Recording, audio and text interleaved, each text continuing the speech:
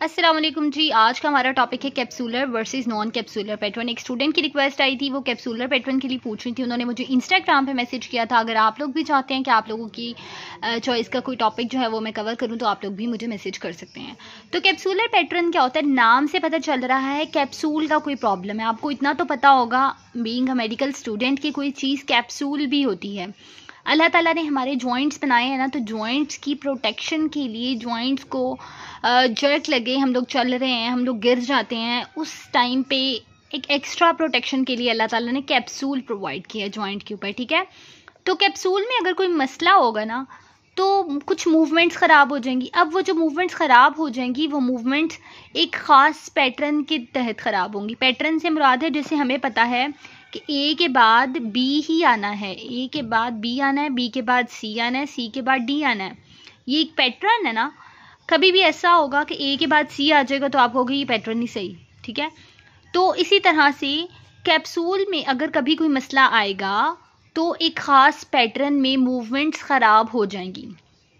ठीक है, और सपोज़ अगर जॉइंट में मसला आ रहा होगा ना, जॉइंट की वजह से अगर मूवमेंट में रिस्ट्रिक्शन होगी, तो फिर वो पैटर्न फॉलो नहीं होगा, फिर कुछ और पैटर्न हो सकता है। ठीक है, तो कैप्सूल की वजह से जो पैटर्न है वो सिर्फ कैप्सूल की वजह से ही आएगा। कभी भी वो पैटर्न में मूवमेंट जॉइंट की वजह से रिस्ट्रिक्ट नहीं होंगी, कभी भी लिगामेंट की वजह से नहीं होंगी, टेंडन की वजह से नहीं होंगी, सॉफ्ट टिश्यू की वजह से नहीं होंगी। तो कैप्सूल के लिए हमें बस याद रहना चाहिए, जब कभी भी हमें वो पैटर्न नज़र आएगा ना, तो हम सोच लेंगे हाँ भाई ये लाजमी सी बात है कि कैप्सूल इन्वॉल्व है।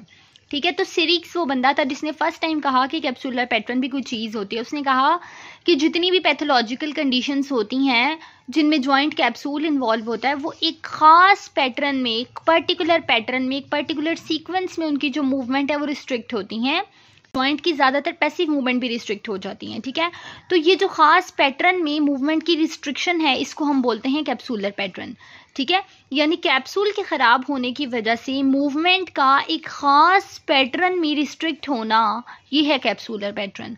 सपोज़ अगर वहाँ पे जॉइंट में इंजरी किसी सॉफ्ट टिश्यू की वजह से हुई है और वहाँ पे भी मूवमेंट रिस्ट्रिक्शन है, लेकिन वो मूवमेंट रिस्ट्रिक्शन इस पैटर्न से डिफरेंट होगी। हो सकता है उसमें ए के बाद डी रिस्ट्रिक्ट हो, डी के बाद बी रिस्ट्रिक्ट हो, बी के बाद सी रिस्ट्रिक्ट हो सकता है उनका ये पैटर्न हो।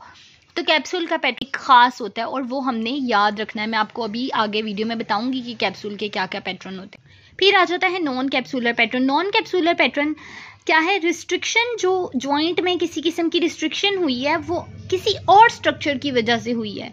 ठीक है, other than joint capsule, joint capsule के अलावा किसी और स्ट्रक्चर की वजह से मूवमेंट का रिस्ट्रिक्ट हो जाना नॉन कैप्सूलर पैटर्न कहलाता है।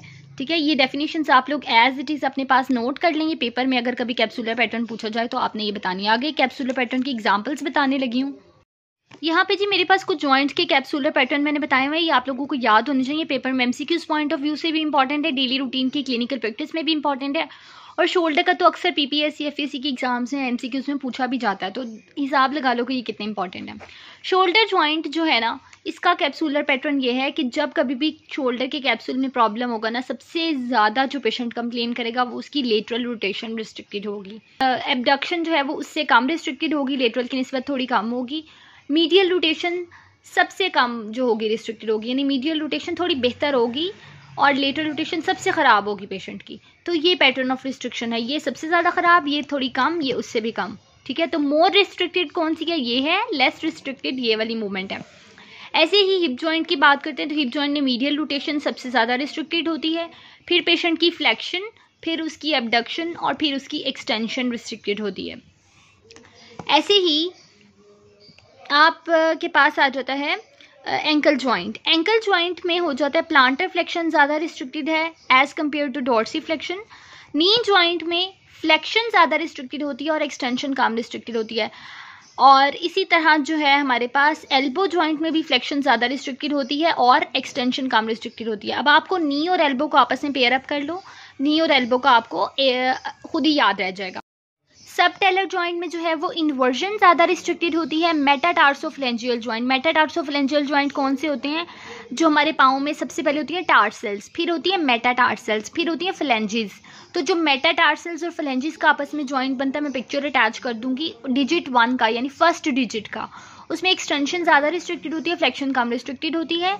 ऐसे ही मेटाटार्सोफ्लेंजियल जॉइंट जो 2 से 5 तक है यानी दूसरी उंगली से 5वीं उंगली तक पाँव की जो है वो, उसमें फ्लेक्शन ज़्यादा रिस्ट्रिक्टेड होती है, एक्सटेंशन कम रिस्ट्रिक्टेड होती है। तो आप एक का याद रख लो, चाहे डिजिट 1 का याद रख लो, तो आपको बाकी सारे उसके ऑपोजिट हो जाएंगे, क्योंकि इसमें एक्सटेंशन ज़्यादा रिस्ट्रिक्टेड है डिजिट 1 में, डिजिट 2 to 5 में एक्सटेंशन कम रिस्ट्रिक्टेड है। इंटरफ्लेंजियल जॉइंट में क्या है, इंटरफ्लेंजियल का भी वही हिसाब है जो डिजिट 1 का था, एक्सटेंशन ज़्यादा रिस्ट्रिक्टेड है, फ्लेक्शन कम रिस्ट्रिक्टेड है।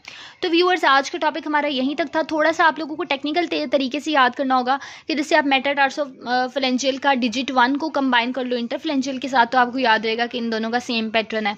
मेटाटार्सोफ्लेंजियल 2 to 5 का आपका हो गया डिफरेंट पैटर्न है। सबटेलर पे इन्वर्जन है, नी और हिप का, नी और एल्बो का आप कंबाइन कर लो। एंकल का भी आपको थोड़ी सी प्रैक्टिस करोगे तो याद हो जाएगा। तो बाकी फिर आपके पास शोल्डर है, शोल्डर में लैम करके याद रख लो, ठीक है। और हिप जॉइंट है, इसको थोड़ी सी प्रैक्टिस करोगे तो हो जाएगा इंशाल्लाह। तो व्यूअर्स, आज का हमारा टॉपिक यहीं तक था। अगर आप लोगों को इसमें कुछ मुश्किल लग रहा है तो कमेंट बॉक्स में ज़रूर बताइएगा। मैं फुल कोशिश करूँगी कि आप लोगों के लिए कुछ आसानी करूँ। तो इसके नोट्स साथ साथ बनाते हैं, अगर किसी को मेरे नोट्स चाहिए तो मैं इसकी पिक्चर्स बना के आप लोगों के साथ यहीं पे शेयर कर दूँगी कम्युनिटी पोस्ट में। ओके जी, अल्लाह हाफ़िज़।